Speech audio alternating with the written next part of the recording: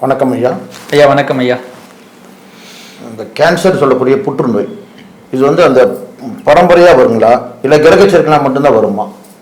இது நிறையா சொல்லப்போனால் அந்த குடும்ப வகையில் பரம்பரையாக வந்து சொல்கிறாங்க. இப்போ நிறைய பேத்துக்கு புதுமையாக வந்துட்டு சொல்கிறாங்க. இது எதனால் வருதுங்க ஐயா? என்ன கிரக சேர்க்கை வருது இது? அதாவது புற்றுநோய் பொறுத்த வரைக்கும் ஒரு 3 கிரகங்களினுடைய இணைவு நம்ம புற்றுநோயை ஏற்படுத்தும் அப்படின்னு நம்ம மெடிக்கல் அஸ்ட்ராலஜியில் பார்க்குறோம். நம்ம ஜோதிடத்தில்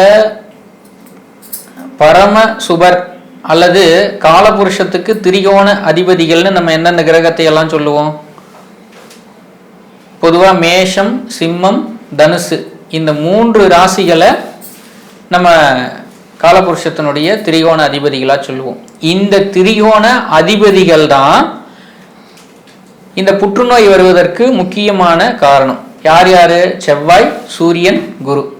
இந்த 3 கிரகங்களும் எவர் ஒருவருக்கு சம்பந்தப்படுதோ அவர்களுக்கு புற்றுநோய் ஏற்படக்கூடிய வாய்ப்புகள் அதிகமாக இருக்கு. இது எந்த பாவகத்துல எந்த ராசியில அமையுதோ அது சார்ந்த உடல் உறுப்புகள்ல அந்த நோய் ஏற்படும்.